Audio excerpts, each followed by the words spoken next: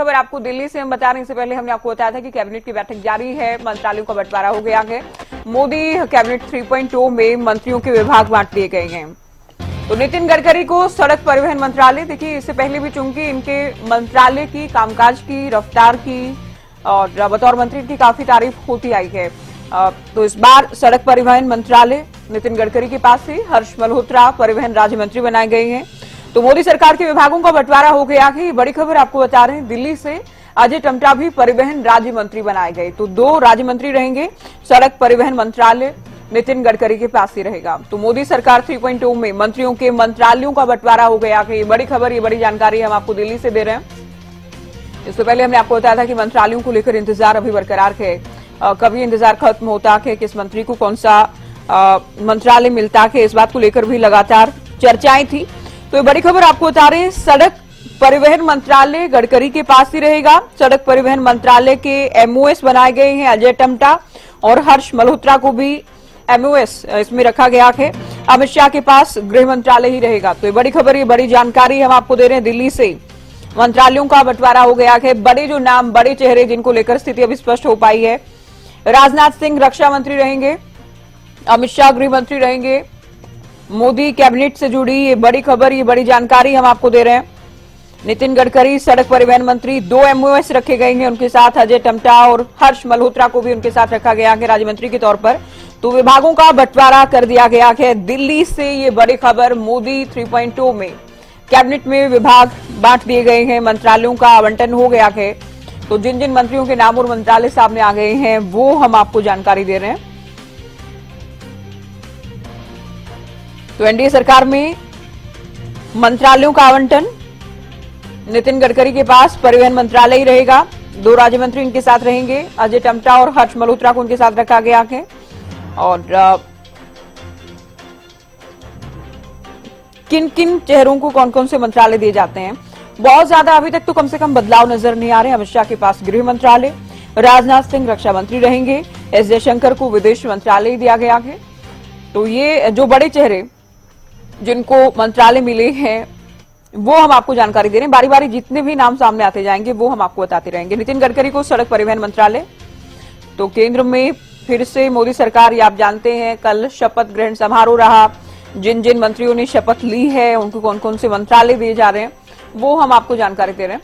हितेंद्र मेरे सहयोगी इस वक्त फोन लाइन पर जुड़ गए हैं। हितेंद्र, क्या क्या जानकारी सामने आ रही है? मोदी सरकार में मंत्रालयों का बंटवारा कर दिया गया है। बिल्कुल ज्योति, ये जानकारी सामने आ रही है कि क्योंकि आज पहली बैठक थी कैबिनेट की और इस बैठक में मंत्रालयों का जो बंटवारा वो भी हो गया है। और बताया जा रहा है कि कुछ बड़े विभाग जो हैं, 5 से 6 बड़े विभाग ऐसे हैं जो एक बार फिर से बीजेपी के नेताओं के पास ही रहेंगे, बीजेपी के मंत्रियों के पास ही रहेंगे। जिनमें से रक्षा मंत्री राजनाथ सिंह एक बार फिर से बनाए गए हैं कैबिनेट में, दूसरे सबसे सीनियर नेता हैं प्रधानमंत्री नरेंद्र मोदी के बाद। उनके पास रक्षा मंत्रालय पिछली बार भी था और इस बार उनको रक्षा मंत्रालय ही दिया गया है। तो वहीं गृह मंत्री अमित शाह एक बार फिर से बनाए गए हैं, उनको यही विभाग जो है वो दिया गया है, बड़ा विभाग है। और गृह मंत्री अमित शाह ही एक बार फिर से रहेंगे। और इसी के साथ साथ अगर विदेश मंत्रालय की बात करें तो एस जयशंकर, जो कि पहले भी विदेश मंत्रालय का पदभार संभाल रहे थे, उनको एक बार फिर से विदेश मंत्रालय दिया गया है। और वहीं जो सबसे चर्चित मंत्रालय मोदी सरकार में रहा है परिवहन मंत्रालय, उसकी बागडोर जो है वो नितिन गडकरी एक बार फिर से संभालते हुए नजर आएंगे। जितेंद्र, अब तक कोई बड़ा बदलाव या कोई भी बदलाव अभी तक नजर नहीं आ रहा, जितने नाम और मंत्रालय सामने आए। और बहुत बड़ी बात यह कि एनडीए घटक दलों को कोई बड़ा मंत्रालय नहीं दिया गया है। पिछली बार जो नेता, जो चेहरे जिन जिन मंत्रालयों को संभाल रहे थे उसमें कोई तब्दीली अब तक कम से कम नहीं की गई है। हाँ बिल्कुल, लेकिन अगर राज्य मंत्रियों की बात करें तो परिवहन विभाग में अजय टम्टा और हर्ष मल्होत्रा, ये दोनों एक तरह से परिवहन मंत्रालय में इनको रखा गया है। पिछली बार वीके सिंह थे इसमें राज्य मंत्री, और हर्ष मल्होत्रा पहली बार संसद में पहुंचे, पहली बार कैबिनेट में इनकी जगह मिली है इन्हें दिल्ली से। हर्ष मल्होत्रा, इनको जरूर ये थोड़ा सा जरूर एक बदलाव निचले स्तर पर है, लेकिन अगर बड़े लेवल की बात करें, केंद्रीय मंत्रालयों की, केंद्रीय मंत्री पद की बात करें तो उसमें कोई खास बड़ा बदलाव इन 4-5 मंत्रालयों में देखने को नहीं मिल रहा है। क्योंकि अश्विनी वैष्णव को भी रेल मंत्रालय जो पिछली बार था वो इस बार सौंपा गया है। तो इसी तरह की जानकारी अभी तक सामने आई है कि ये जो बड़े विभाग थे जिनकी चर्चा पहले शुरुआत में चल रही थी जब सरकार का गठन होना था प्रधानमंत्री पद की शपथ भी तब तक नहीं ली थी नरेंद्र मोदी ने, तो उससे पहले इस तरह की चर्चाएं थी कि इन बड़े विभागों में जेडीयू ने कुछ विभाग मांगे थे, कुछ विभाग जो है वो टीडीपी ने मांगे थे, लेकिन उनको कोई भी ये बड़ा विभाग नहीं दिया गया। हालांकि अभी तक वित्त मंत्रालय की जानकारी सामने नहीं आई है ज्योति, कि वित्त मंत्रालय किसके पास रहेगा, क्या बीजेपी अपने पास ही रखेगी या फिर किसी सहयोगी दल को देगी, क्योंकि अभी तक जो मोदी सरकार के विभागों का बंटवारा हुआ है उसके बारे में सूत्रों के हवाले से ही ये तमाम जो देखिए सूत्र जानकारी ये भी दे रहे हैं कि मनोहर लाल को भी अहम मंत्रालय मिल सकता है। हितेंद्र, हाँ बिल्कुल, देखिए जिस तरह से हमने देखा शपथ ग्रहण समारोह के दौरान 9वें नंबर पर प्रधानमंत्री नरेंद्र मोदी के बाद 9वें नंबर पर, और मंत्रियों की अगर बात करें तो 8वें नंबर पर हरियाणा के पूर्व मुख्यमंत्री मनोहर लाल ने शपथ ली थी। और आज की कैबिनेट की बैठक की अगर बात करें तो पीयूष गोयल से भी आगे की चेयर पर बैठे हुए नजर आ रहे हैं इस कैबिनेट की बैठक में, यानी कि कोई ना कोई महत्वपूर्ण मंत्रालय मनोहर लाल को मिलने वाला है। और कयास तो इस तरह के लगाए जा रहे हैं कि कृषि मंत्रालय जैसा कोई मंत्रालय इनको दिया जा सकता है, इस तरह की अटकलें हैं हालांकि अभी तक, लेकिन बहुत कम समय में, बहुत ही कम समय अब रह गया है, क्योंकि जिस तरह से जानकारी सामने आ रही है लगातार एक के बाद एक। चलिए हितेंद्र, आपसे जानकारी हम लेते रहेंगे, बनी रही आप हमारे साथ, जो अपडेट आते हैं मंत्रालय से जुड़े वो भी आप बताइएगा। हरियाणा न्यूज के पॉलिटिकल एडिटर अमित तिवारी भी हमारे साथ जुड़ गए हैं।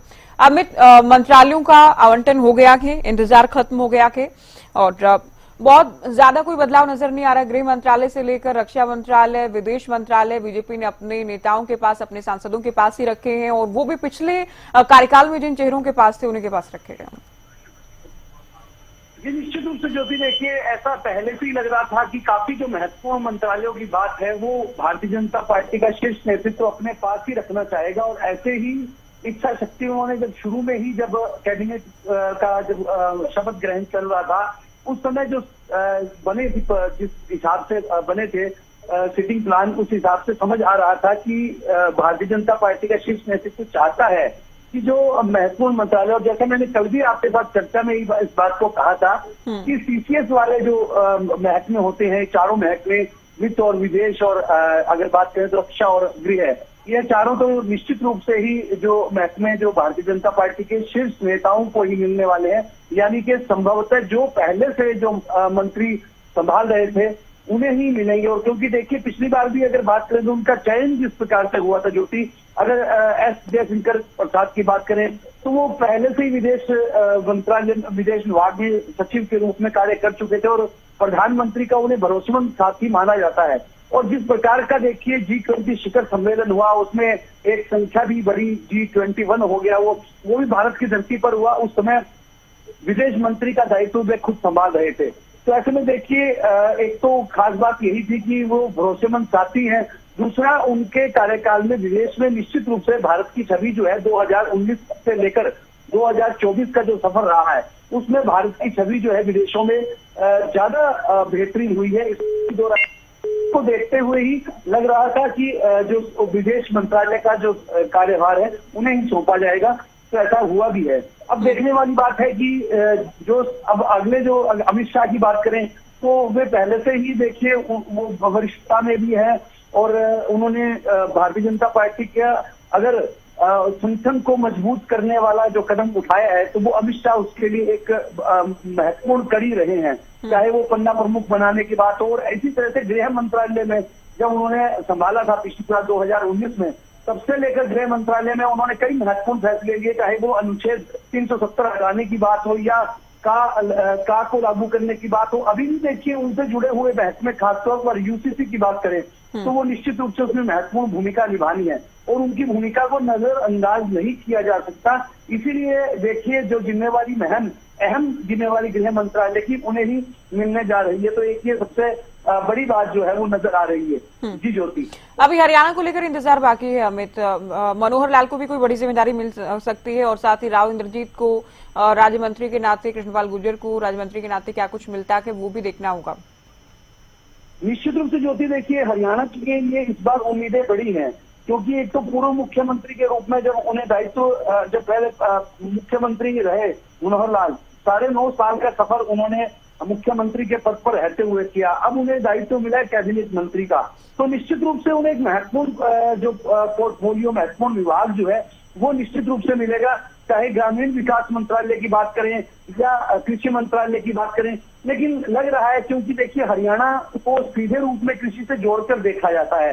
हरियाणा कृषि आधारित अर्थव्यवस्था वाला राज्य है और यहाँ किसानी आंदोलन को लेकर हालांकि देखिए मनोहर लाल का कई बार ऐसे बयान आए जो कहीं न कहीं उन विवादों से जोड़कर देखा गया और उनकी तरफ से कई ऐसे कठोर कदम भी किसानों को रोकने के लिए उठाए गए थे उस समय जब पंजाब से किसान कूच करते हुए दिल्ली जा रहे थे। तो इन सबके बावजूद देखिए सरकार का क्या मानस है। हो सकता है कि हरियाणा को तरजीह देने के लिए, हरियाणा कृषि प्रधान राज्य है तो उसको तरजीह देने के लिए और पड़ोसी पंजाब से भी लगता है और इसमें लगता है कि उन्हें भी इस प्रकार का महकमा दिया जा सकता है। ग्रामीण मंत्रालय देने की भी चर्चाएं चल रही है, लेकिन ये चर्चाएं हैं, अटकलें हैं, लेकिन ये सीधे रूप में इसे नहीं कहा जा सकता भी कि उन्हें क्या महकमा मिलेगा। और साथ साथ दो और महत्वपूर्ण जो सदस्य 2014 से लगातार देखिए वो प्रधानमंत्री के साथ कार्य कर रहे थे, चाहे कृष्णपाल गुर्जर की बात करें या फिर राव इंद्रजीत की बात करें, तो उनको भी एक जो अच्छे कोई विभाग के साथ उनको एडजस्ट किया जाएगा ऐसा लग रहा है। जी ज्योति। चलिए अमित बने रहिए आप हमारे साथ। न्यूज रूम का हम रुक करते, मेरे सहयोगी हितेंद्र इस वक्त न्यूज रूम से लाइव हमारे साथ जुड़ गए। हितेंद्र, क्या क्या अपडेट सामने आ रहे हैं अभी तक? हाँ बिल्कुल ज्योति, क्योंकि अभी तक स्थिति पूरी तरह से स्पष्ट नहीं है। हालांकि ये साफ हो गया कि नितिन गडकरी को परिवहन मंत्रालय दिया गया, लेकिन सूत्रों के मुताबिक जो खबर सामने आ रही है उसमें यही है कि बड़े नेता जो हैं, बड़े जो मंत्रालय हैं वो भारतीय जनता पार्टी के पास ही रहने वाले हैं, चाहे रक्षा मंत्रालय की बात करें या फिर गृह मंत्रालय की बात करें। दोनों जो मंत्री पिछली बार थे, रक्षा मंत्री राजनाथ सिंह, वो इस बार भी रक्षा मंत्री बने रहेंगे और पिछली बार की कार्यकाल में गृह मंत्रालय का पदभार संभाल रहे थे अमित शाह, इस बार भी इसी तरह से वो गृह मंत्रालय संभाले रहेंगे। ये जानकारी है। और रेल मंत्रालय की अगर बात करें तो बताया जा रहा है कि अश्विनी वैष्णव पिछली सरकार में जो रेल मंत्री थे उनके पास रेल अच्छा हितेंद्र, ये हम साफ कर दें कि ये अभी सूत्रों के हवाले से है। नितिन गडकरी को लेकर के अभी पूरी तरह से स्थिति साफ है कि वो परिवहन मंत्रालय देखेंगे, बाकी सूत्रों के हवाले से हम ये जानकारी दे रहे हैं हितेंद्र। हाँ बिल्कुल ज्योति, क्योंकि अभी तक पूरी तरह से जानकारी जो है वो सामने नहीं आई है, पूरी सूची अभी तक सामने नहीं आई है। अभी जो जानकारी बैठक के बाद सामने आ रही है उसके मुताबिक ही जानकारी जो है अपने दर्शकों तक पहुंचा रहे हैं। सबसे पहले जानकारी पहुंचाने का प्रयास हम लगातार कर रहे हैं। तो जो बड़े मंत्रालय हैं वो भारतीय जनता पार्टी के पास हैं। ये स्थिति अब लगभग क्लियर हो चुकी है, क्योंकि जिस तरह से ये माना जा रहा था कि जेडीयू और टीडीपी के साथ जो गठबंधन की सरकार बनी है एनडीए की, तो ऐसे में ये माना जा रहा था कि कुछ बड़े मंत्रालय इन दोनों दलों की तरफ से मांगे गए हैं। तो ऐसे में किसी भी तरह से भारतीय जनता पार्टी इनके सामने जो है सरेंडर करने को तैयार नहीं हुई थी। उस दौरान भी इस तरह की जानकारी सामने आई थी कि बड़े मंत्रालय बीजेपी अपने पास ही रखेगी, और वैसा ही कुछ अभी तक जानकारी सामने आ रही है जिसमें बड़े मंत्रालय भारतीय जनता पार्टी के पास ही हैं, चाहे वो रक्षा मंत्रालय की बात हो, गृह मंत्रालय की बात हो, रेल मंत्रालय की बात हो, विदेश मंत्रालय की बात हो, ये तमाम जो मंत्रालय भारतीय जनता पार्टी के पास ही हैं। और वही मंत्री जो पिछली बार थे वही रिपीट एक बार फिर से मोदी कैबिनेट में नजर आएंगे। रक्षा मंत्री राजनाथ सिंह हैं, गृह मंत्री अमित शाह और अश्विनी वैष्णव के पास रेल मंत्रालय नजर आएगा। और इसी तरह से विदेशी मामलों की अगर बात करें तो वो एस जयशंकर संभालते हुए नजर आएंगे। परिवहन मंत्रालय की स्थिति लगभग साफ है कि नितिन गडकरी हाईवे मंत्री के नाम से भी इनको जाना जाता है, उन्हीं के पास है। और इसमें अगर बात करें दो राज्य मंत्री भी बनाए गए हैं, जिनमें से एक दिल्ली से हैं हर्ष मल्होत्रा, उनको भी परिवहन राज्य मंत्रालय जो है उनको दिया गया है। परिवहन मंत्रालय में राज्य मंत्री का पद उनके पास रहेगा। और अजय टम्टा ये केंद्रीय मंत्री नितिन गडकरी के साथ परिवहन मंत्रालय को संभालेंगे। तो ये अभी तक की जानकारी जो है वो सामने आई है। हालांकि सूत्रों के हवाले से अभी तक ये जानकारी है, अभी थोड़ी देर में स्थिति स्पष्ट हो जाएगी। पूरी की पूरी सूची जब सामने आ जाएगी तो उसके बारे में भी पूरी जानकारी पहुंचाएंगे। लेकिन बड़ी खबर, एक और बड़ी खबर हम बता रहे हैं, मनोहर लाल के मंत्रालय को लेकर भी जानकारी सामने आ रही है। ऊर्जा मंत्रालय मनोहर लाल को मिला के बड़ी खबर हम बता रहे हैं, साथ ही एमओएस भी उनके साथ रखे गए हैं। तो ये बड़ी जानकारी हरियाणा के लिहाज से, मोदी कैबिनेट के लिहाज से, चूंकि बार बार हम ये कह रहे थे मनोहर लाल को कोई अहम मंत्रालय मिल सकता है, तो ऊर्जा मंत्रालय की जिम्मेदारी मनोहर लाल को दी गई है। हितेंद्र, हाँ बिल्कुल, क्योंकि जिस तरह से देखने को मिल रहा था, जिस तरह से प्रधानमंत्री नरेंद्र मोदी खुद तारीफ करते हुए नजर आए बार बार, जब मुख्यमंत्री थे मनोहर लाल, उस दौरान जब हरियाणा आते थे प्रधानमंत्री तो तारीफ करते थे, अपनी दोस्ती का जिक्र करते थे। अब भी जब द्वारका एक्सप्रेसवे का उद्घाटन करने पहुंचे थे तो सूत्रों के हवाले से बड़ी खबर बता रहे हैं, मनोहर लाल को ऊर्जा मंत्रालय मिलने की जानकारी सामने आ रही है। ये हवाले ठीक कीजिए। तो हवाले से बड़ी खबर, मनोहर लाल को ऊर्जा मंत्रालय मिलने की जानकारी सामने आ रही है। तो मोदी कैबिनेट के विभागों का बंटवारा हो गया है। सूत्री जानकारी दे रहे हैं कि अमित शाह को फिर से गृह मंत्रालय मिला है, एस जयशंकर को विदेश मंत्रालय मिला है, राजनाथ सिंह फिर से रक्षा मंत्री बने हैं, मनोहर लाल को ऊर्जा मंत्रालय मिल सकता है, क्योंकि सूत्रों ने अभी जानकारी दी है, इसकी पुष्टि होना अभी बाकी है। तो सूत्रों के हवाले से दिल्ली से बड़ी खबर आपको बता रही, मोदी कैबिनेट से जुड़ी मनोहर लाल को ऊर्जा मंत्रालय मिलने की जानकारी सामने आ रही है। तो मोदी कैबिनेट को लेकर तस्वीर देखिए धीरे धीरे साफ हो रही। नितिन गडकरी को परिवहन मंत्रालय मिल गया है। बाकी जो बड़े मंत्रालय हैं जिनमें अमित शाह को लेकर गृह मंत्रालय मिलने की जानकारी सामने आ रही है, एस जयशंकर को फिर विदेश मंत्रालय, राजनाथ सिंह को फिर रक्षा मंत्री बनाए जाने की खबर सामने आ रही है, अश्विनी वैष्णव को रेल मंत्रालय मिलने की जानकारी सामने आ रही है और मनोहर लाल को ऊर्जा मंत्रालय मिलने की जानकारी सूत्र दे रहे हैं। अमित भी हमारे साथ लाइव जुड़े। अमित, ऊर्जा मंत्रालय मिलने की जानकारी सामने आ रही है, हालांकि सूत्रों के हवाले से अभी तक की जानकारी। जी, निश्चित रूप से जैसे भी जानकारी आई है अभी तक उस सूत्रों के आधार पर है और ऐसा लग रहा है, चाहे सूत्र बेशक अभी सूत्र ही है, लेकिन इसकी पुष्टि भी हो जाएगी ज्योति, क्योंकि देखिए परफॉर्मेंस के आधार पर पिछले सभी मंत्रियों को विभाग देने की चर्चाएं चल रही हैं। चाहे नितिन गडकरी की बात हो, देखिए सड़क और राजमार्ग मंत्री के रूप में उन्होंने पूरे देश में जिस प्रकार से सड़कों का, राजमार्गों का जाल बिछाया, भारतमाला प्रोजेक्ट के जरिए उन्होंने एक अपनी छाप छोड़ी और एक अपडेट देते हैं हम अपने दर्शकों को। जैसा कि हमने पहले भी बात की, मनोहर लाल को ऊर्जा मंत्रालय मिल चुका है, 2 MOS उनके साथ रखे गए हैं मंत्रालय में। तो ऊर्जा मंत्रालय हरियाणा से, करनाल से सांसद, हरियाणा के 9.5 साल मुख्यमंत्री रहे मनोहर लाल को दिया गया। अमित, बात कंप्लीट कीजिए। जी देखिए, जैसा मैंने पहले कहा ज्योति की, जिस प्रकार का जो विभाग दिए गए हैं वो परफॉर्मेंस के आधार पर पिछले मंत्रियों को ही दिए गए हैं। चाहे रेल मंत्रालय की बात करें, रक्षा मंत्री के रूप में राजनाथ सिंह की बात करें, जो नए कैबिनेट मंत्री, देखिए 30 कैबिनेट मंत्री है इस बार जो मोदी की एनडीए सरकार में। तो ऐसे में मनोहर लाल को अब हरियाणा से सांसद है, करनाल से, और उन्हें कैबिनेट के रूप में शामिल किया गया। ऊर्जा मंत्रालय मिलना और साथ साथ 2 MOS उनके साथ लगेंगे। और देखने वाली बात है कि ऊर्जा क्षेत्र में देखिए उन्होंने पहले भी, अगर हरियाणा के जब वे मुख्यमंत्री थे उस स्तर पर भी उन्होंने काफी काम जो है ऊर्जा क्षेत्र में किया। तो ऐसे में एक महत्वपूर्ण जिम्मेवारी उन्हें महत्वपूर्ण विभाग के रूप में केंद्र में भी मिल गई है। तो देखने वाली बात होगी क्या कुछ उनकी परफॉर्मेंस जो है रहती है। और साथ साथ देखिए हाउसिंग और अर्बन भी उनके साथ जोड़ा गया है। तो एक महत्वपूर्ण मंत्रालय जो है वो देखने को मिलेगा उनके साथ, और क्या कुछ और भी विभाग मिलते हैं ये देखने वाली बात होगी ज्योति। बिल्कुल हितेंद्र, चूंकि परफॉर्मेंस के आधार पर मंत्रालय मिलेंगे, अमित भी जिस बात का जिक्र कर रहे हैं, तो कहीं ना कहीं पीएम मोदी ने भी माना है कि जो बड़े मंत्रालय जिन कद्दावर नेताओं के पास, बड़े मंत्रियों के पास थे, उन्होंने बेहतरीन काम किया पिछले कार्यकाल में।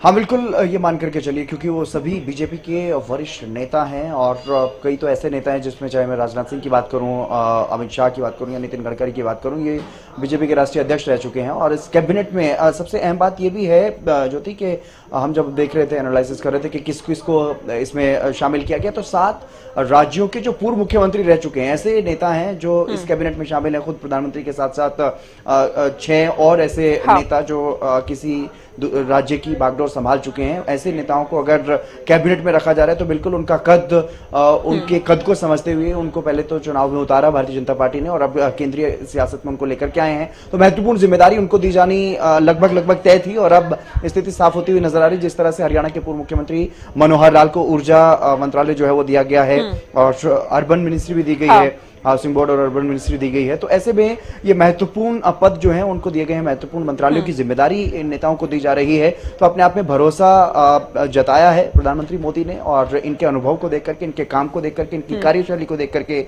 और सबसे महत्वपूर्ण बात यह कि ईमानदारी और जो एक काम करने की जो जज्बा होता है, जो लगन होती है, उसको देखते हुए इन नेताओं को ये जगह दी गई है, ये पोर्टफोलियो दिए गए हैं। तो अपने आप में महत्वपूर्ण ये बात हो जाती है और इसीलिए बड़े मंत्रालय इस बार भारतीय जनता पार्टी ने अपने पास भी रखे हैं, क्योंकि रक्षा मंत्रालय में जिस तरह से काम कर रही है भारत की सरकार, मोदी, पीएम मोदी के नेतृत्व में, तो वो भी अपने आप में एक जिस तरह से काम बिल्कुल, लगातार हो हाउसिंग रहा एंड है अर्बन वो अफेयर्स भी ऐतिहासिक इन्हें है दिया और गया अपने है, आप में ये एक माइलस्टोन जो है वो यहाँ पर बनाती हुई नजर आ रही है। जितेंद्र, आप अहम गृह मंत्रालय- जानकारी दे रहे हैं, आप बने रहिए हमारे साथ। अमित, आप भी हमारे साथ बने रहिए। राजेंद्र जादौन वरिष्ठ पत्रकार भी जुड़ गए हैं।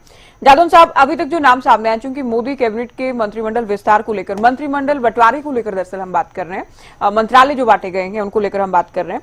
अभी जो बड़े नाम सामने आए हैं उन्हीं को बड़े मंत्रालय दिए जा रहे हैं जो पिछली बार भी दिया गया था। तो एक तो अपने कामकाज पर ही मुहर लगा रहे हैं पीएम मोदी की, पिछले कार्यकाल में भी अच्छा काम किया गया, अपने मंत्रियों से संतुष्ट हैं वो, और मंत्रालय बंटवारा ये भी कह रहा है कि अभी तक कम से कम कोई दबाव नहीं है घटक दलों का। बड़े मंत्रालय खुद बीजेपी ने अपने पास, अपने नेताओं के पास रखे हैं। अब ये मोदी जी ने जो है अपने तीसरे कार्यकाल में जो टीम तैयार की है कैबिनेट मंत्रियों की, उसमें ज्यादातर वही है जो पिछले दूसरे कार्यकाल में उनके साथ थे। कैबिनेट मंत्रियों की जो टीम है उसमें ज्यादातर पुराने हैं। अभी शिवराज सिंह चौहान आए हैं, वो नए हैं। तो उन्होंने जो है पिछले कार्यकाल में जिन मंत्रियों पर का कामकाज ठीक तरह से देखा और वो शायद संतुष्ट थे, इसलिए उन्होंने फिर एक बार उनको वही विभाग रिपीट कर दिए। जैसे अमित शाह को गृह मंत्रालय दे दिया, रक्षा मंत्री बनाया राजनाथ सिंह जी को जो पहले भी थे, और नितिन गडकरी को सड़क परिवहन मंत्रालय दे दिया। उस समय जो है फर्स्ट और सेकंड कार्यकाल में ये बड़े दावे किए गए थे कि यूपीए सरकार में इतनी कम स्पीड से राजमार्ग बनते थे, अब हमने स्पीड बढ़ा दी। तो मुझे लगता है कि जो स्पीड बढ़ाई गई है उस पर ही मोदी जी ने भरोसा कर दिया और उन्होंने कोई नया प्रयोग करने की जरूरत नहीं समझी। जैसे शिवराज सिंह चौहान आए तो उन पर भी उनको कोई ऐसे इन जो प्रमुख विभागों में से कोई विभाग दिया जा सकता था, लेकिन उन्होंने अपनी पुरानी टीम को ही वो विभाग दिए। अब देखते हैं कि शिवराज सिंह चौहान को क्या मिलता है। देखिए, मुख्यमंत्री कोई भी प्रदेश का होता है, जो पूर्व मुख्यमंत्री आए वो एक तरह से जो है पूरे देश की सरकार का कोई भी हिस्सा संभालने के लिए पायलट प्रोजेक्ट चला चुका होता है। क्योंकि मुख्यमंत्री के अधीन किसी भी प्रदेश के उसमें ऊर्जा, ग्रामीण विकास, परिवहन और शिक्षा, स्वास्थ्य सब कुछ शामिल होता है। वो एक तरह से पायलट प्रोजेक्ट चला चुका होता है, उसके पास पर्याप्त अनुभव होता है। अब वो बड़े सीनियरों में निवेश किसी केंद्र की देश की सरकार में अगर शामिल हो जाता है तो उसको काफी सभी विभागों का लगभग अनुभव होता है, क्योंकि मुख्यमंत्री है, वो सारे विभागों का प्रभारी है, ये है। तो उस हिसाब से तो ये हमारे मनोहर लाल जी को उन्होंने ऊर्जा मंत्रालय दिया, ठीक है। वो मैं उम्मीद करता हूं कि हरियाणा में जो बिजली की कमी है उसको पूरा करने का काम करेंगे। अभी देखिए कि बिजली का क्राइसिस अभी दिखाया जा रहा है, विपक्ष मुद्दे उठा रहा है कि कटौतियां चल रही है, लेकिन अच्छा होता कि उनको जल शक्ति मंत्रालय दिया जाता है, क्योंकि जो SYL का मामला उलझा हुआ है और उनको पूरा अनुभव था मुख्यमंत्री पद पर रहते हुए, और यमुना के में अतिरिक्त पानी आता है और हिमाचल के साथ 2-3 बांधों को लेकर समझौते हुए, रेणुका बांध, किसाऊ बांध, ये तमाम, और दिल्ली के साथ जो पानी बंटवारे का विवाद चलता रहता है। चलिए, अभी तो देखना है, 2 राज्य मंत्री भी बचे हैं हरियाणा के हिस्से में, क्योंकि रतनलाल कटारिया इस मंत्रालय में अटैच किए गए थे, MOS हो रहे थे। अच्छा अमित, ऊर्जा मंत्रालय देखिए बड़ा मंत्रालय के अपने आप में, हरियाणा के विकास को, देश के विकास को कितनी ऊर्जा मिल पाती है मनोहर लाल के माध्यम से, ये भी देखना होगा। निश्चित रूप से ज्योति, देखिए ऊर्जा मंत्रालय मिला है और साथ साथ शहरी और आवास मंत्रालय भी उन्हें दिया गया है। तो ऐसे में दोनों ही महकमों की बात करें तो बड़े विभाग हैं ये, और शहरी और आवास मंत्रालय की बड़ी भूमिका जो है पूरे देश में ही रहती है। और सबसे देखिए गरीब कल्याण के लिए जो आज ही महात्मा गांधी बस्ती योजना शुरू हुई है, तो इसमें भी उनका एक महत्वपूर्ण भूमिका जो है, हर जो गरीब आदमी को आवास मिले। देखिए, एक और अपडेट हम अपने दर्शकों को दे रहे हैं। शिवराज सिंह चौहान को कृषि मंत्रालय मिलने की जानकारी सामने आ रही है कि उन्हें कृषि मंत्रालय दिया गया है। ये बड़ी अपडेट इस वक्त की। बात पूरी कीजिए अमित। देखिए, अब शिवराज चौहान की भी बात बताइए आपने। देखिए, अच्छे मार्जिन से वे आए और लंबे समय तक वे मुख्यमंत्री के रूप में मध्य प्रदेश में उन्होंने कार्य भी किया है। अब कृषि मंत्रालय उन्हें मिल रहा है, और देखिए पहले भी जो नरेंद्र तोमर थे उनके पास कृषि मंत्रालय था, वे भी मध्य प्रदेश से थे। उसके बाद वे विधानसभा का चुनाव लड़े और वहां की राजनीति में सक्रिय हो गए। अब मध्य प्रदेश से शिवराज चौहान आते हैं और लंबे समय से वे कृषकों की समस्याओं को जानते भी हैं, और मुख्यमंत्री के रहते हुए उन्होंने इस तरह की समस्याओं का अवलोकन भी लगातार किया ही होगा। तो निश्चित रूप से अब देश का कृषि मंत्री बनने के बाद उम्मीदें उनसे भी बढ़ गई है, और खासतौर पर जब 3 कृषि कानून लागू किए गए थे उसको लेकर बड़ी चर्चाएं देश में रही थी और उन्हें वापस लिया गया। अभी भी किसानी का एक बड़ा मुद्दा है, तो विदिशा से जीते हैं। और देखिए अमित, मैं फटाफट अपडेट्स दे देती सुलझे हूँ। हुए एमएसएमई जो की जिम्मेदारी जीतन राम मांझी के पास रहेगी, राजनाथ सिंह के पास डिफेंस ही रहेगा, फाइनेंस निर्मला सीतारमण ही देखेंगे। जिस बात की हम पहले भी चर्चा कर रहे थे कि बदलाव तो बहुत ज्यादा नहीं किए जा रहे हैं, जो पुराने चेहरे पहले भी थे इस बार भी हैं, उनमें कोई तब्दीली कम से कम नहीं की गई है।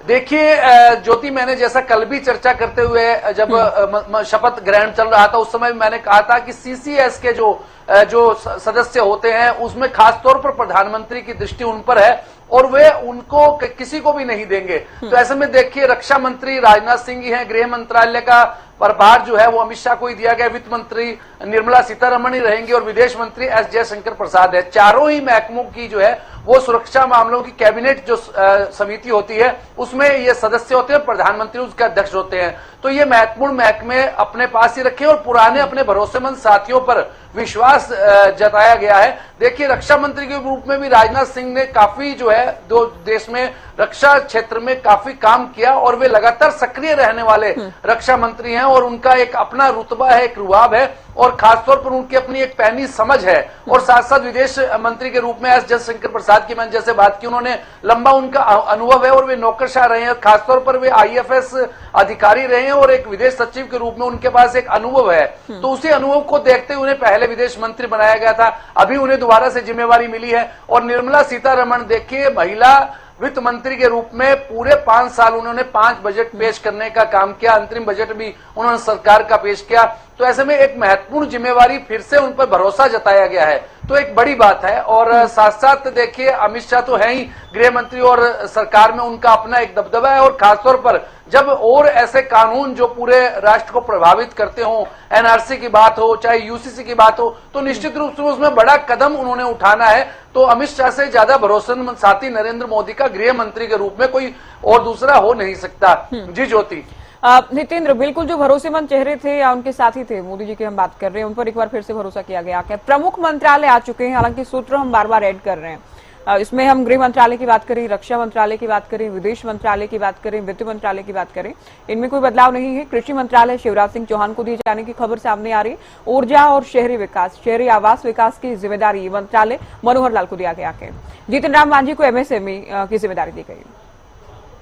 हाँ बिल्कुल ज्योति, जिस तरह की उम्मीद थी, जिस तरह के कयास लगाए जा रहे थे, जिस तरह से बीजेपी ने अपना एटीट्यूड दिखाया है ऐसा पूरे घटनाक्रम के दौरान, जब से क्योंकि बीजेपी के पास पूर्ण बहुमत अपने अकेले के दम पर नहीं था, तो ऐसे में इस तरह की भी कयास थे, इस तरह की भी अटकलें थी कि कुछ महत्वपूर्ण विभाग जो हैं वो अपने सहयोगियों को देने पड़ सकते हैं बीजेपी को, लेकिन उसमें बिल्कुल भी बीजेपी यहाँ पर झुकी नहीं।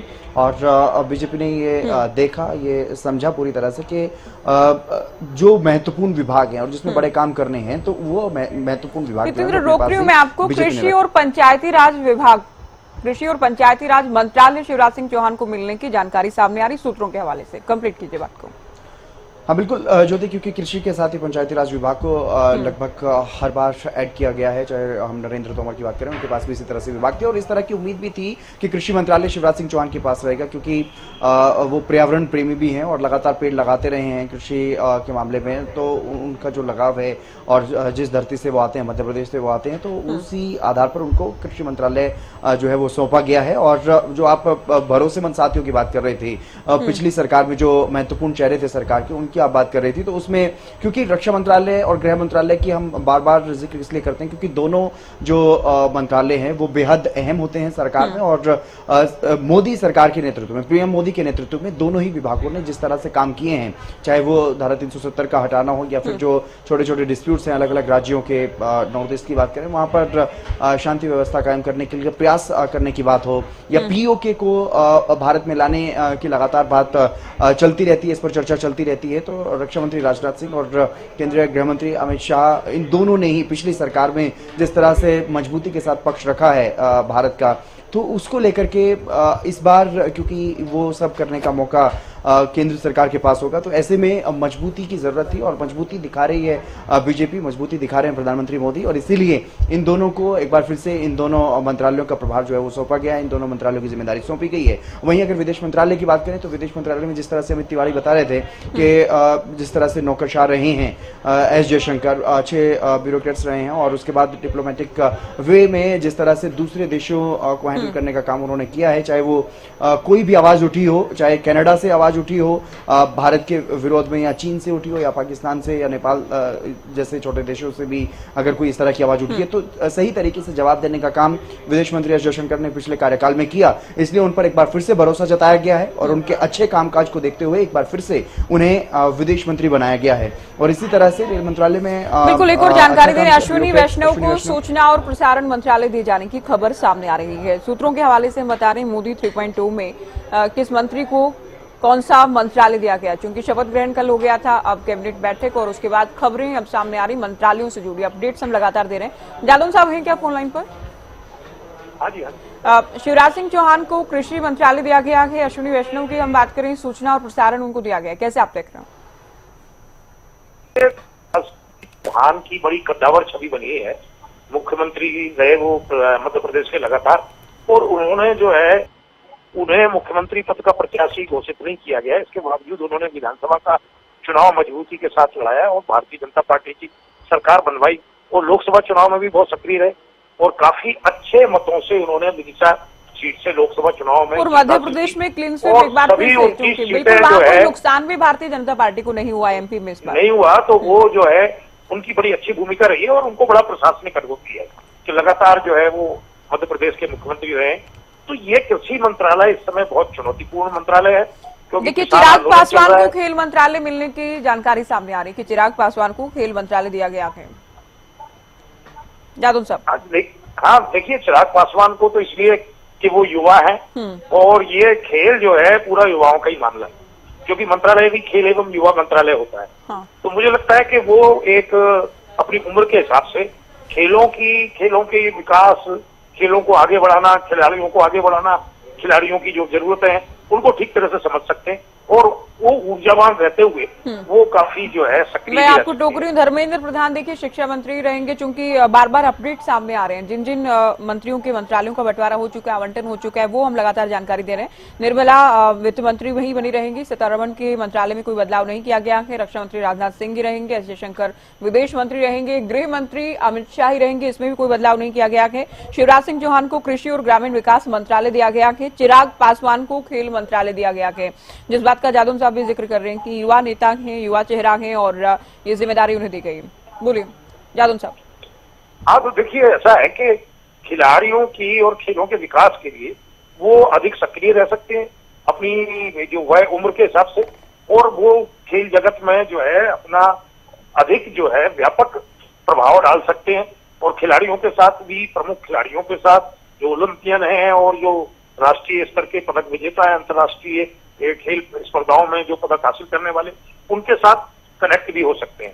तो ऐसा एक युवा उम्र के हिसाब से जो तालमेल स्थापित किया गया वो दिखाई देता है। बाकी अलबत्ता जो है कमोबेश प्रधानमंत्री जी ने अपनी पुरानी टीम पर ही भरोसा किया है, जिनकी परफॉर्मेंस देखी हुई है, उनका अनुभव को भी महसूस किया होगा कि ये काफी अनुभवी हो चुके हैं, तो उस हिसाब से पुरानी टीम को ही उन्होंने अपने साथ जोड़ा है, और उनको विभाग भी वही दिए जो पिछले कार्यकाल में थे।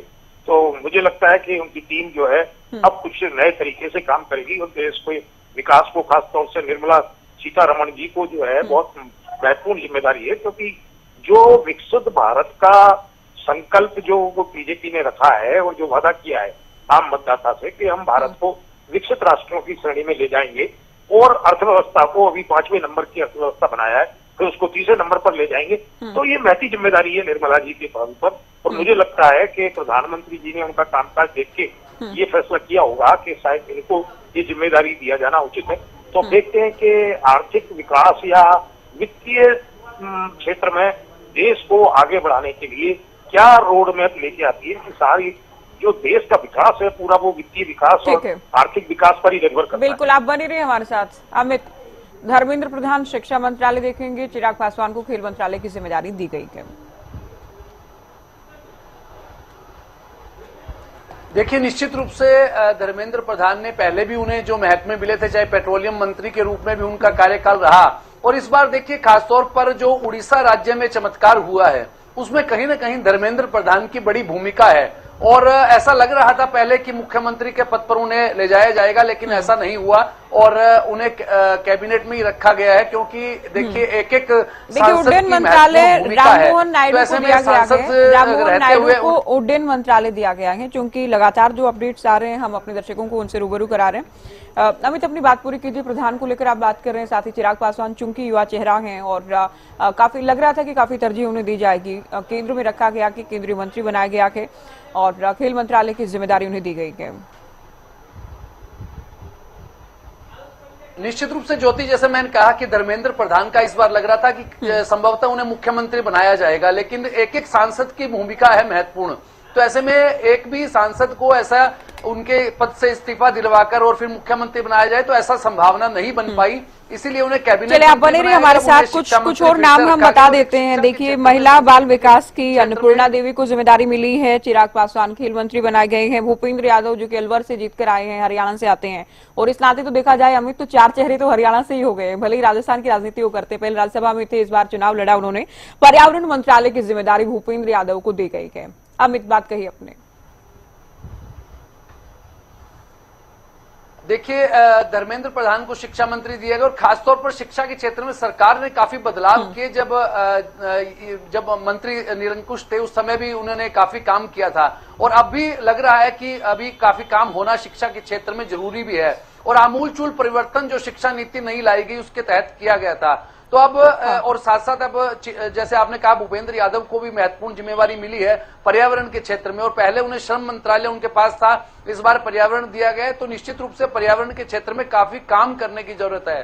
तो एक महत्वपूर्ण महकमा उन्हें भी मिला है और अन्नपूर्णा देवी का प्रमोशन हुआ है, साथ साथ उन्हें भी देखिए इस बार अच्छा मंत्रालय उन्हें भी मिला है। और चिराग पासवान की जहां तक आपने बात की, तो पिछली बार खेल मंत्रालय को लेकर काफी कुछ देखिए कश्मकश देखने को मिला। हाँ। चाहे पहलवानों का मुद्दा था, महिला पहलवानों ने धरना दिया और जंतर मंतर पर काफी धरने प्रदर्शन हुए, उस समय खेल विभाग की काफी महत्वपूर्ण भूमिका आ गई थी। इस बार चिराग पासवान आए हैं और नई ऊर्जा के साथ निश्चित रूप से वे अपने क्षेत्र में काम करेंगे। और जैसा कि आपने बताया कि रामा नायडू को जो है उड्डयन मंत्रालय दिया गया, तो टीडीपी को भी एक महत्वपूर्ण विभाग की उम्मीद थी। और देखिए, मुझे लगता है कि रेल मंत्री जो अश्विनी वैष्णव का आपने जिक्र किया कि सूत्रों से जानकारी आ रही है कि सूचना प्रसारण मंत्री अश्विनी वैष्णव को बनाया गया है, तो इस बार रेल मंत्री के रूप में लगता है कि लल्लन सिंह को शायद जिम्मेवारी दे सकते हैं, क्योंकि बिहार में देखिए जब भी गठबंधन सरकारें आई है तो रेल मंत्रालय जो है वो गठबंधन सरकारों के दौरान बिहार के ही किसी बड़े नेता को मिला है। चलिए, देखने वाली बात होगी उसे लेकर क्या कुछ फैसला लिया जाता है। तस्वीर थोड़ी देर में साफ हो जाएगी। हितेंद्र, क्या कहेंगे, क्योंकि लगभग बड़े मंत्रालयों की तस्वीर तो साफ हो चुकी है, कई नाम सामने आ चुके हैं, और जिस बात का खेल मंत्रालय का खास तौर पर अमित भी जिक्र कर रहे थे, पिछली बार काफी विवाद ही कहेंगे, मुश्किलें भी थी। अनुराग ठाकुर तो हालांकि इस बार रखे भी नहीं गए हैं, उनको लेकर भी चर्चाएं हैं, क्या संगठन में कहीं उनको एडजस्ट किया जाएगा, कोई बड़ी जिम्मेदारी दी जाएगी या फिर नहीं? बिल्कुल ज्योति, जिस तरह की जानकारी जो सामने आ रही है, बताया जा रहा है कि जेपी नड्डा को एक बार फिर से स्वास्थ्य मंत्री बनाया गया है। वो मोदी सरकार के पहले कार्यकाल में स्वास्थ्य मंत्रालय का पदभार संभाल चुके हैं। और जैसा कि आपने बताया कि अनुराग ठाकुर पिछली बार खेल मंत्री थे, लेकिन उनसे पहले किरण रिजिजू ने भी खेल मंत्रालय संभाला और बहुत अच्छे से काम किया था खेल मंत्रालय के लिहाज से। लेकिन अनुराग ठाकुर जब खेल मंत्री काम इन्होंने भी अच्छा किया, लेकिन विवादों में रहा यह मंत्रालय, जिस तरह की चीजें चली, जिस तरह की घटनाक्रम चले। और अब चिराग पासवान को यह महत्वपूर्ण मंत्रालय दिया गया है। युवा है, युवा सोच है और उम्मीद की जानी चाहिए कि अच्छे से वो नेतृत्व करेंगे इस मंत्रालय का। किरण रिजिजू की आप बात कर रहे थे, संसदीय कार्य मंत्री बनाए गए हैं इस बार, संसदीय कार्य मंत्रालय उनको दिया गया है रिजिजू को। जी, लेकिन जो इस खेल मंत्रालय की हम बात कर रहे थे उसमें चिराग पासवान को अगर ये मंत्रालय जो है वो दिया गया है, तो उसमें ये उम्मीद की जा सकती है कि वो युवा हैं, और युवा होने के नाते जिस तरह से वो पिछली बार भी सांसद भी रहे हैं, तो कुछ अलग अलग कमेटी में काम करने का मौका मिलता है, अलग अलग मंत्रालयों के साथ काम करने का मौका मिलता है। गजेंद्र शेखावत को पर्यटन संस्कृति मंत्रालय दिया गया है। शेखावत को लेकर मैं बार बार टोक रही हूँ हितेंद्र, क्योंकि हमारा प्रयास है कि सबसे पहले हम दर्शकों को जानकारी दें कि क्या क्या अब तक साफ हो चुका है, कितनी तस्वीर साफ हो चुकी है मंत्रालयों के आवंटन को लेकर, मंत्रालय बांटे जाने को लेकर। बोलो। हाँ बिल्कुल ज्योति, क्योंकि लगातार जो है एक एक करके जानकारियां सामने आ रही हैं, अलग अलग मंत्रियों को किसको क्या जिम्मेदारी दी जा रही है उसकी जानकारी सामने आ रही है। लेकिन हम बात कर रहे थे खेल मंत्रालय को लेकर के, चिराग पासवान को जिस तरह से जिम्मेदारी दी गई है। चिराग पासवान एक युवा नेता हैं और जिस तरह से देश की सियासत वो करते हैं, देश भर में लोकप्रिय भी हैं। भले ही उनके पास अभी तक कुछ ज्यादा पावर नहीं थी, उनके पिता रामविलास पासवान जो कि राजनीति के एक तरह से माहिर माने जाते थे और जो उधर होते थे जिधर सत्ता होती थी, लेकिन चिराग पासवान सीधे तौर पर समर्पित दिखाई दे रहे हैं प्रधानमंत्री मोदी के लिए और उसी का इनाम उन्हें मिला है। 5 सीटें उन्होंने मांगी थी, पीयूष गोयल को दिया गया है, पीयूष गोयल की भी हम बात कर रहे हैं, वाणिज्य मंत्रालय उनको दिया गया है। हितेंद्र, एक और नाम मैं ऐड कर रही हूँ। हाँ बिल्कुल, लगातार नाम सामने आ रहे हैं। पेट्रोलियम मंत्रालय की अगर बात करें तो हरदीप सिंह पुरी को एक बार फिर से इसमें रिपीट किया गया है, धर्मेंद्र प्रधान को रिपीट किया गया है, शिक्षा मंत्रालय फिर से उनको दिया गया है। इससे पहले भी शिक्षा मंत्रालय है वो संभाल रहे थे। तो लगातार इसी तरह से जो बड़े मंत्रालय हैं और जो चेहरे पिछली बार थे मोदी कैबिनेट में, वही बड़े चेहरे बड़े मंत्रालयों में एक बार फिर से फिट करने का प्रयास प्रधानमंत्री नरेंद्र मोदी ने किया है। और जो सहयोगी हैं, जो सहयोगी दलों के जो नेता हैं, उनको भी एडजस्ट करने का काम जो है वो सही तरीके से प्रधानमंत्री मोदी ने किया है। हालांकि अगर तो कुछ दलों की बात करें, चाहे वो एनसीपी की बात करें, एनसीपी ने जिस तरह से केंद्रीय कैबिनेट का पद जो मांगा उनको नहीं मिला, तो इसलिए उनकी कैबिनेट में भी कोई जगह अभी तक नहीं है। हालांकि देखने वाली बात होगी कि क्या उन्हें जगह मिलेगी या नहीं, लेकिन फिलहाल जो मंत्री बने हैं, जिन्होंने शपथ ली है प्रधानमंत्री मोदी के साथ, उनको आज कैबिनेट के जो अलग अलग मंत्रालय हैं वो उनको सौंपे जा रहे हैं। और उसमें जो अभी तक के नाम सामने आए हैं उसमें से ज्यादातर जो बड़े मंत्रालय हैं उसमें वही पुराने नेता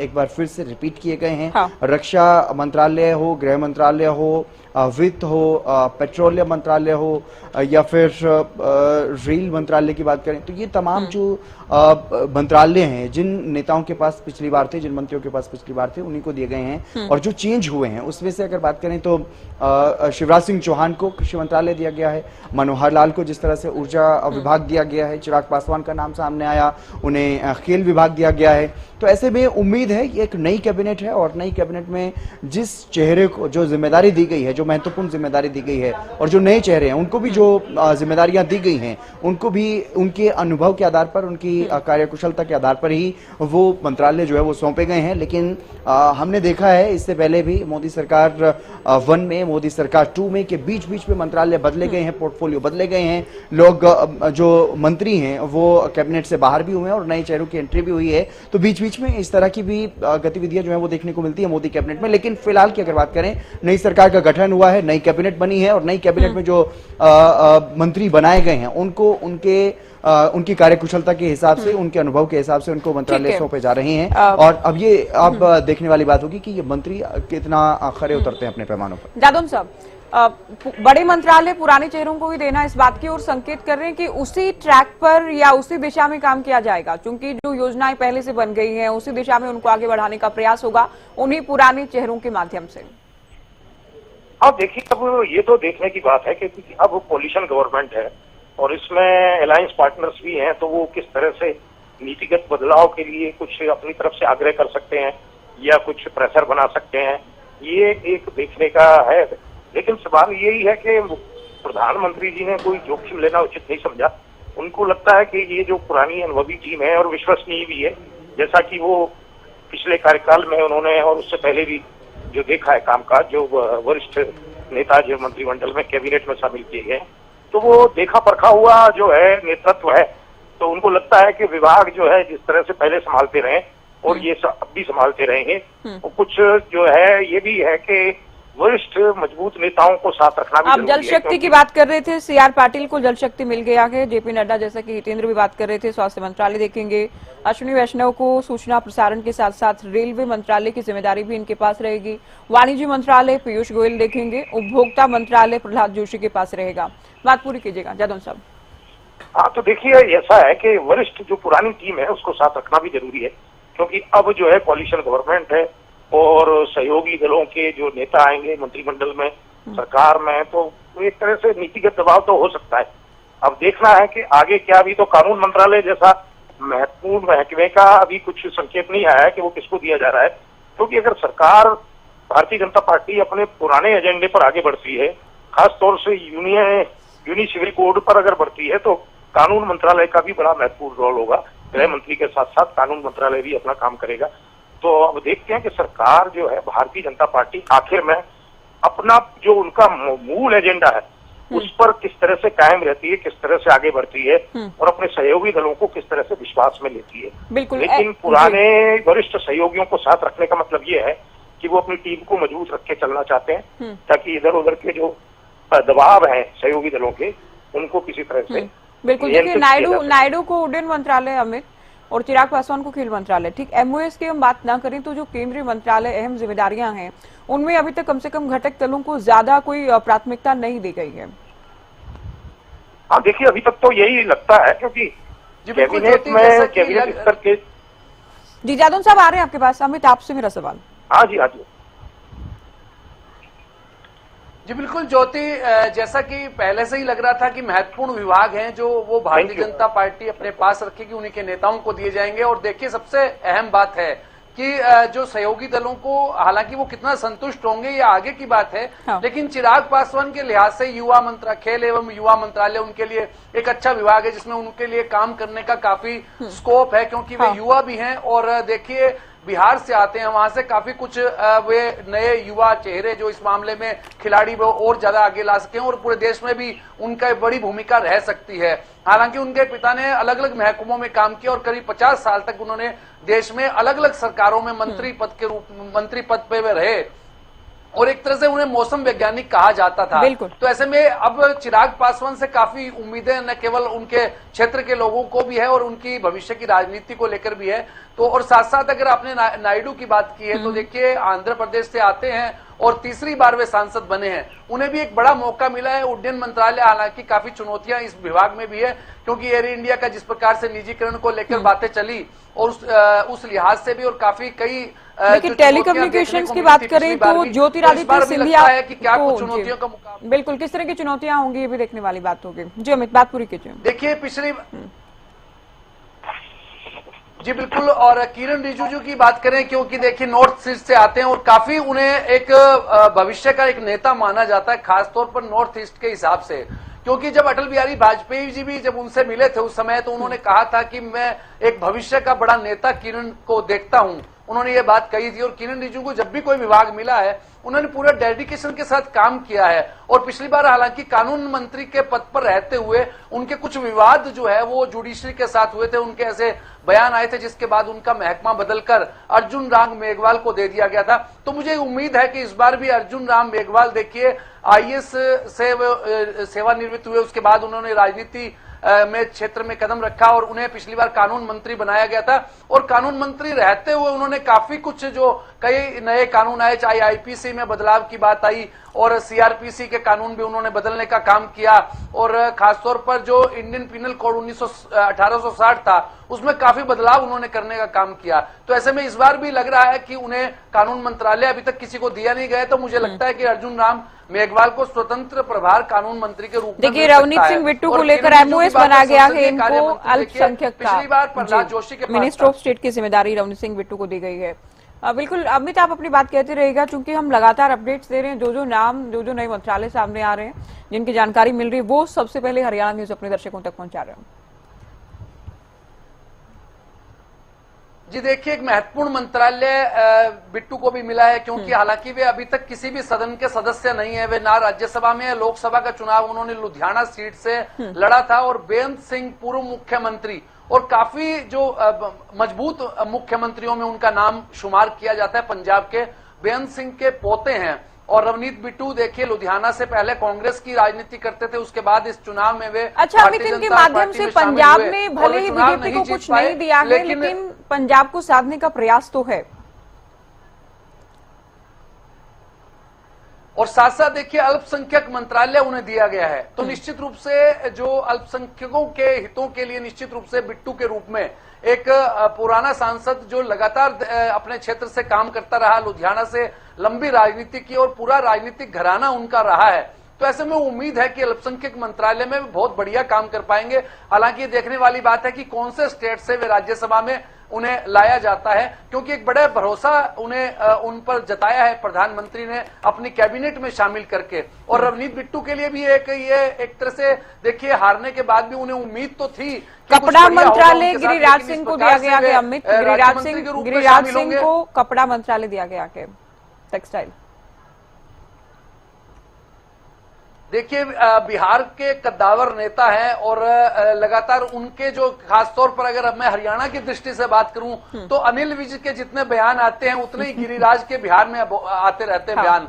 तो ऐसे में उन्हें कद्दावर नेता जिनका बयान जो है पूरे देश की राजनीति में कहीं ना कहीं मायने रखता है, तो ऐसे में कपड़ा मंत्रालय को उन्हें मिला है तो निश्चित रूप से एक बड़ा कदम उठाया गया है। तो बिहार की दृष्टि से भी और पूरे देश की में कपड़ा मंत्री के रूप में उन्हें एक अच्छा काम करने का मौका मिलेगा। जी ज्योति। जादौन साहब, चूंकि हरियाणा में बार बार विरोधी दल तो ये कह रहे हैं चूंकि चुनाव करीब है तो हरियाणा में 5 सांसद चुनकर आए, बीजेपी के 3 को मंत्रिमंडल में बुला लिया गया के, आप इसे कैसे देख रहे हैं? मनोहर लाल को जो 2 मंत्रालय मिले हैं उन्हें आप कैसे देख रहे हैं? हालांकि राव इंद्रजीत को लेकर, कृष्णपाल गुर्जर को लेकर अभी थोड़ा इंतजार बाकी है। नहीं, देखिए ऐसा है कि ये जो मंत्रिमंडल में हरियाणा के जो नेताओं को प्रतिनिधित्व मिला है उसमें विधानसभा चुनाव के समीकरणों को भी ध्यान रखा गया है, क्योंकि ये जो पंजाबी समुदाय है काफी जो है हरियाणा में बड़ी संख्या में है, और गुर्जर समुदाय भी ये 5-6%, और ये यादव जो समुदाय है वो भी है कोई 4-5% तो इस तरह से अभी पंजाबी समुदाय का तो 10-11% के आसपास बताया जा रहा है। तो कुल मिलाकर ये है कि किसी तरह से जीटी रोड की जो बेल्ट है, जो सीटें हैं, और दक्षिण हरियाणा की जो सीटें हैं उनको साधने का काम किया गया है। और भारतीय जनता पार्टी इस तरह के क्वेश्चन पर चल रही है कि तीसरी बार जो है सरकार बनाई जाए हरियाणा में। हालांकि अब परिणाम तो बहुत विभाजित आए थे, कांग्रेस और भारतीय जनता पार्टी के बीच में लगभग 50-50% का बंटवारा हो गया इस चुनाव में, लोकसभा चुनाव में। और उस 50-50% में विधानसभा के जो हलके हैं उनमें बढ़त भी 50-50% में होगी। तो इस बार विधानसभा चुनाव में कड़ा मुकाबला भी रहेगा। अब देखते हैं कि दोनों दल, जो मुख्य विपक्षी दल कांग्रेस है, वो किस तरह से परफॉर्म करती है। देखिए, खबर ये भी आ रही है शिवराज सिंह चौहान को जैसे ही मंत्रालय मिला है, कृषि विभाग के अधिकारियों की बैठक भी बुला ली गई है, तो कहीं ना कहीं एक्शन मोड में आ गए हैं मंत्री। शिवराज सिंह चौहान ने अपने विभाग, अपने मंत्रालय के अधिकारियों की बैठक बुला ली है। विधु रावल जुड़ गए हमारे साथ, हरियाणा बीजेपी प्रवक्ता। सबसे पहले हरियाणा को लेकर ही आपसे सवाल होगा, मनोहर लाल को जो 2 मंत्रालय मिले हैं, कितनी उम्मीद कर रही है हरियाणा बीजेपी की हरियाणा के लिए या देश के लिए कितना बेहतरीन कर पाएंगे, कितना मनोहर कार्य कर पाएंगे मनोहर लाल? देखिए, ऊर्जा के क्षेत्र में भारतीय जनता पार्टी ने अद्वितीय काम किया है, और खास तौर पे 2014 के बाद से जिस प्रकार से ऊर्जा के क्षेत्र में भारतीय जनता पार्टी आज जो है सेल्फ रिलायंट देश के रूप में अपने आप को प्रस्थापित किया है हमने, चाहे बात रिन्यूएबल एनर्जी यानी कि अक्षय ऊर्जा की हो, चाहे बात हो जो कन्वेंशनल एनर्जी है उसकी हो, हमने बहुत अच्छा काम किया है। चाहे उसकी प्रोडक्शन की बात हो, चाहे उसकी डिस्ट्रीब्यूशन की बात हो, जनरेशन, रीडिस्ट्रीब्यूशन, दोनों बहुत अच्छा काम हुआ है। अब चुनौती है उस कार्य को आगे बढ़ाने की, अगले लेवल तक लेके जाने की। तो इसलिए प्रधानमंत्री जी ने मनोहर लाल जी के काबिल कंधों को इसके लिए चुना है कि वो जो ग्रीन एनर्जी है उसमें भी, और जो कन्वेंशनल एनर्जी है उसमें भी बहुत अच्छा कार्य करेंगे। दूसरा, जिस प्रकार से अर्बन हाउसिंग की बात है, हम जानते हैं कि नरेंद्र मोदी जी ने पिछले 10 साल के अंदर लगभग 4 करोड़ जो है गरीबों को उनका घर दिया है, उनकी छत दी है। तो मुझे लगता है कि अगला जो हमने इन 5 साल के अंदर टारगेट रखा हुआ है, जो कि 3 करोड़ और गरीबों को छत देने का है, उसमें अंत्योदय का भाव भी है जो मनोहर लाल जी का एक फोर्टे रहा है, और उसके अलावा उसमें एक बहुत रैपिड डेवलपमेंट की बात है जो कि मनोहर लाल जी जिसमें सक्षम रहे हैं। हमने देखा हरियाणा ने एक के बाद एक जो है कीर्तियां अर्जित की थी उनके मुख्यमंत्रित्व काल में, और अब उनको जब केंद्रीय मंत्री के तौर पर हम देखेंगे कि किस प्रकार से वो शहरी विकास का काम करेंगे, अर्बन डेवलपमेंट का काम करेंगे, साथ में हाउसिंग वाला जो है, हाउसिंग फॉर ऑल जो है, पंडित दीनदयाल उपाध्याय जी का जो स्वप्न था, उस स्वप्न को पूरा करते हुए उस कार्य में भी बहुत आगे बढ़ेंगे। केवल राविंद्र ढींगरा, ठीक है, हम कांग्रेस से भी बात कर लेते हैं। विदु जी, केवल ढींगरा जुड़ गए, हरियाणा कांग्रेस के प्रवक्ता हमारे साथ। ढींगरा साहब, आप लोग कैसे देख रहे हैं, कांग्रेस कैसे देख रही है मंत्रालयों का जो आवंटन किया गया के? पिछली बार दूसरे कार्यकाल में जो बड़े मंत्री थे उनमें कोई खास तब्दीली नहीं की गई है। बड़े मंत्रालय बीजेपी ने अपने पास ही रखे हैं, पुराने चेहरों के पास ही रखे हैं। हरियाणा से मनोहर लाल को लेकर चूंकि लगातार खबरें सामने आ रही थी, बड़ी जिम्मेदारी मिल सकती है उन्हें, 2 बड़े मंत्रालय उन्हें भी दिए गए, क्या कहेंगे? देखिए, सवाल ये है कि हरियाणा के लिए क्या काम हो पाएगा, ये देखने वाला बात टाइम आएगा कि मनोहर लाल जी हरियाणा के लिए क्या काम करते हैं। सवाल ये भी है, और सवाल दूसरा एक और भी है कि आज जो सत्ता में एनडीए सरकार जो आई है, अब वो एनडीए सरकार का इम्तिहान शुरू हो गया। ये मोदी सरकार नहीं है, ये एनडीए सरकार है, और इनका इम्तिहान शुरू हो गया। इस तरह से आज कई जगह से खबरें आ रही हैं कि कईयों ने मंत्रालय ठुकरा दिए इनके, कई एमपी मिल नहीं पा रहे, कहाँ गुम हुए हैं, क्या है चक्कर। अभी और भी कई तरह की खबरें आ रही हैं, तो इनको तो अभी सारा कुछ संभालने की जरूरत है। ज्योति जी, क्या ऐसी खबर आपने कोई सुनी है? ज्योति जी, कृपया पुष्ट कर दीजिए, ऐसी खबर आपने कोई सुनी है कि किसी ने मंत्रालय ठुकराया हो? केवल जी, अपनी इनको ठीक है, आप नाम भी बता दीजिए केवल जी। और दूसरा, मैं चूंकि आ ही रही थी आपके पास काउंटर के लिए, केरल से गोपी जी हैं, इनके एमपी जो वहां से जीत करके आए हैं, और उनको जो मंत्रालय दिया गया है उन्होंने ठुकरा दिया है।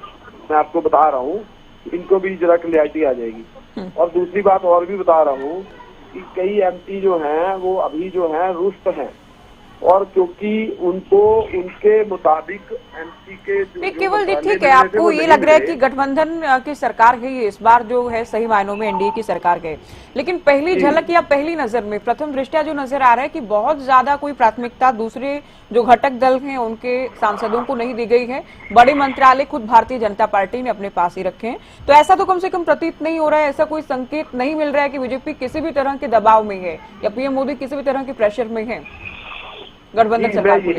इसी बात पे ही मैं आना चाह रहा था।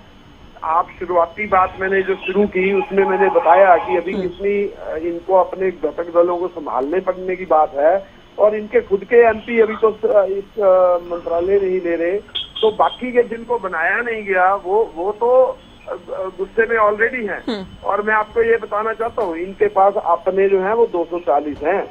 इनको ये ऊर्जा की अच्छी बात है कि करते रहे, ऊर्जा बहुत बढ़ गई है, ऊर्जा हमें बहुत दिख रही है, लेकिन कहीं ऐसा ना हो जो कुर्सी के 4 पैर होते हैं उनमें से 2 पैर निकल जाएं और ऊर्जा जो धरी की धरी रह जाए और सरकार ही कहीं और चली जाए। क्योंकि जो लोग जिन लोगों की बैसाखी से ये सरकार बन रही है उनको ही नाराज करके बैठे हैं, और सारे मंत्रालय खुद ही अपने पास रखने के लिए पूरा जोर लगा के जो बैठे हैं, जो भी आपने भी व्यक्त दिया, तो मुझे ऐसा लगता है कि इनका जो है ना टाइम जो है वो नजदीक दिख रहा है हमें, कि इनका जो है जो लोग नाराज हो रहे हैं जिस तरीके से 240 के बाद 32 और एमपी जो चाहिए ये वो नीचे से खिसक गए, तो जो कुर्सी की अगर 2 पांव ही खिसक गए तो फिर पता लग जाएगा हालात क्या है, तो उनका फिर पता लगेगा। ठीक है, मैं अमित तिवारी हमारे पॉलिटिकल एडिटर भी हमारे साथ हैं। राव इंद्रजीत सिंह को संस्कृति और पर्यटन राज्य मंत्री बनाए जाने की खबर सामने आ रही है। अमित,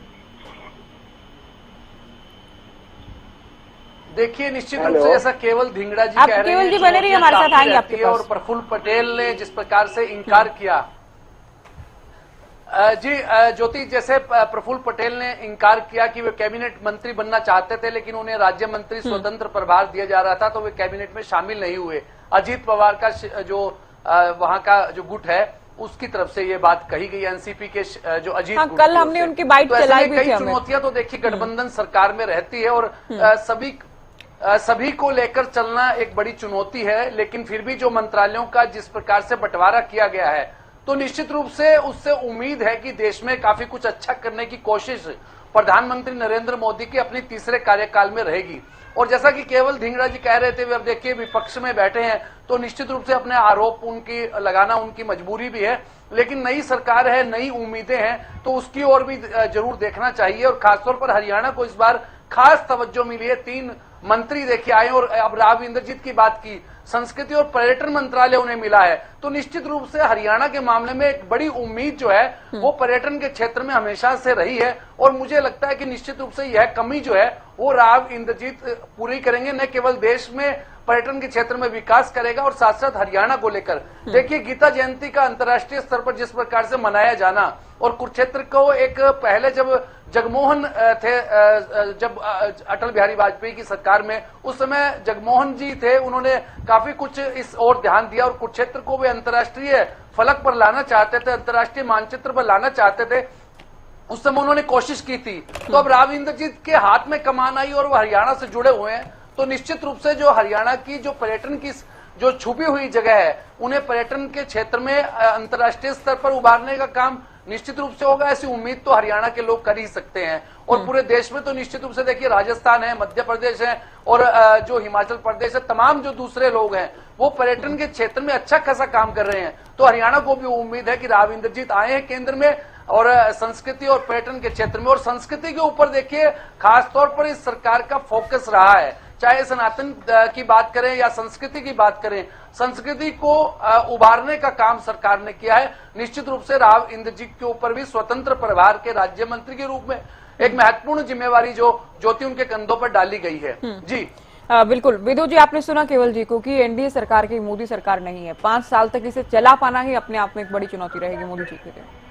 हेलो, ये एनडीए सरकार है, मोदी सरकार नहीं है, हरियाणा कांग्रेस ये कह रही है, और इसे 5 साल तक चलाना भी अपने आप में एक बड़ा चैलेंज साबित होने वाला है। देखिए कमाल की बात है, कांग्रेस किस प्रकार से खेल खेला करती थी। कांग्रेस के विरुद्ध सरकार बनी 1970 में और उसके बाद कांग्रेस ने चौधरी चरण सिंह जी को उस सरकार के विरुद्ध जाकर, जिसके विरुद्ध जनता ने वोट की थी, उन इंदिरा गांधी के समर्थन के साथ प्रधानमंत्री बनाने का लालच दिया। और 6 महीने भी नहीं टिके ये लोग। 6 महीने तो चौधरी चरण सिंह जी को संसद का मुंह तो देखने देते, प्रधानमंत्री के रूप में संसद का मुंह भी नहीं देखने दिया इन्होंने चौधरी चरण सिंह जी को। फिर बात उनके बेटे की राजीव गांधी की आ जाती है। वीपी सिंह जी की सरकार राजीव गांधी के बफोर्स कांड के बाद बनी। बफोर्स घोटाले के बाद देश भर ने राजीव गांधी को वोट आउट कर दिया और उसके बाद इन्होंने 2 साल बाद जो है चंद्रशेखर जी के साथ भी वही खेल खेला, उनको ललचाया, उनको प्रधानमंत्री बनका लालच दिया और फिर जाकर एक बड़ा छोटा सा और बड़ा घिनौना सा बहाना बनाया कि राजीव गांधी के घर के बाहर एक पुलिस वाला देख लिया गया, केवल इसलिए केंद्र की सरकार गिरा दी। और 4 महीने के अंदर अंदर, मैं शायद ठीक याद कर पा रहा हूं, तो 4 या 5 महीने में चंद्रशेखर जी की भी सरकार गिरा दी। यह कांग्रेस की आदत रही है। एचडी देवेगौड़ा की बात हो या इंद्र कुमार गुजराल की बात हो, कांग्रेस ने ऐसा ही किया। लेकिन भारतीय जनता पार्टी और एनडीए जो है वो आज नहीं बना है, वो कांग्रेस की इन्हीं धोखेबाजियों के बाद जो है 1998 में शरदे अटल बिहारी वाजपेयी ने बनाया हुआ एनडीए है। ये तब का बना हुआ एनडीए है। इनका तो बहुत बाद में उल्टा पुल्टा अलायंस बना, जो यूपीए जिस नाम से ये चलाते थे, और वो भी 10 साल बाद उसको भी खत्म कर दिया। उसकी हिम्मत में नहीं, आज वो यूपीए नहीं है अपने अस्तित्व में, लेकिन एनडीए उससे बहुत पुराना है, लगभग 20-25 साल पुराना जो है वो एनडीए है। भारतीय जनता पार्टी की सरकार बहुत स्थिर सरकार रहने वाली है और इनके मंसूबे तो जो है चंद्रबाबू नायडू जी ने और नीतीश कुमार जी ने तोड़ दिए। जब नीतीश कुमार जी को सारे देश ने देखा कि वो मोदी जी के चरण स्पर्श करने की तरफ वो हाथ बढ़ा रहे थे और मोदी जी ने उनका हाथ पकड़ लिया, इनके मंसूबे तो उसी दिन धरे के धरे रह गए। ये तो नीतीश जी को प्रधानमंत्री बनाने का दावा दे रहे थे, ऑफर कर रहे थे। इनके जो खोखले दावे हैं वो तो नीतीश कुमार का रुख तो बदलता ही रहता है, वो तो बड़ी उम्मीद तो विपक्ष की नीतीश कुमार से ही है, नायडू से भी है।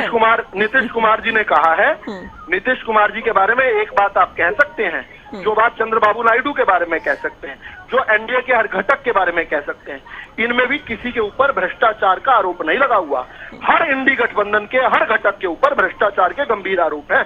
और नीतीश कुमार जी ने तो साफ साफ कहा है, जब तक जिएंगे और जब तक राजनीति करेंगे भारतीय जनता पार्टी के हाथ से हाथ पकड़कर राजनीति करेंगे।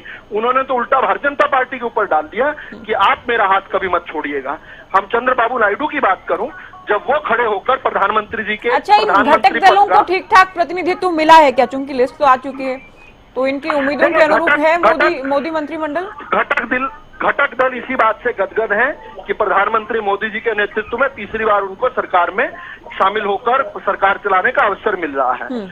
चलिए जानते हैं उत्तर हम ले रहे हैं केवल जी, कोई लोभ लालच नहीं है। नीतीश कुमार तो पैर छू रहे हैं पीएम मोदी के। ज्योति जी बात तो पूरी करने दीजिए ना प्लीज। आपने नीतीश जी की बात सुन ली, चंद्रबाबू नायडू जी की भी तो बात केवल जी अभी आ रहे हैं केवल ढींगरा जी रुके अभी। तो चंद्रबाबू नायडू भी तो रास्ता अलग कर गए थे ना 2019 से पहले, आंध्र प्रदेश को विशेष राज्य का दर्जा दिया जाए, और इस राह में मुश्किलें बहुत सारी हैं, विरोधाभास भी बहुत सारे अलग अलग मुद्दों को लेकर, अलग अलग विचारधारा या मत रहे हैं दलों के। ये कारण हो सकता है कि कांग्रेस भी इस बात को लेकर आशान्वित है, कांग्रेस को भी लग रहा है कि 5 साल तो पूरे नहीं कर पाएंगे। ज्योति जी मैं कटु नहीं बोलना चाहता, लेकिन जब कभी कोई बच्चा पैदा होता है, किसी को सूचना मिलती है, कोई एक विशेष प्रजाति जो आया करती है, उनका भी सम्मान है। उस प्रकार से अगर कांग्रेस अपनी भूमिका उस प्रकार की रखना चाहती है तो कांग्रेस वैसे रखे, लेकिन उनके जो हौसले हैं वो नीतीश कुमार, चंद्रबाबू नायडू, तेजस्वी यादव भी और उनके खुद के घटक भी जो है निरंतर तोड़ते रहेंगे। चंद्रबाबू नायडू जी ने जब मंच पर पोडियम पर खड़ा होकर ये कहा कि हमें तो वोट ही नरेंद्र मोदी के नाम से मिला है, आंध्र प्रदेश में इतनी बड़ी जीत जो है वो हमने घर घर जाकर नरेंद्र मोदी जी के नाम से वोट मांगा, ये बात उन्होंने कहा। और जिस प्रकार से उन्होंने कहा कि यही समय है, सही समय है, ये समय भारत चूक नहीं सकता, इस बात को जब उन्होंने पोडियम पर खड़े होकर कहा कि we can not miss this opportunity, ये दुनिया हमारी तरफ देख रही है, प्रधानमंत्री मोदी के हाथ मजबूत करना मेरी जिम्मेदारी है, ये जब उन्होंने कहा, मुझे लगता है उसके बाद तो है कांग्रेस को अलग अलग राहें पकड़ लेनी चाहिए। असल में कांग्रेस को एक जिम्मेदारी निभानी चाहिए, और मैं अपनी बात पूरी कर रहा हूं ये कहते हुए कि इस बार जनता ने कांग्रेस को एक जिम्मेदारी दी है। पिछली बार विपक्ष की जिम्मेदारी नहीं थी कांग्रेस के पास, इस बार विपक्ष की जिम्मेदारी दी है। कांग्रेस को चाहिए ये जो हमेशा की तरह अपनी नकारात्मकता को छोड़कर सकारात्मकता के तौर पर आगे बढ़े।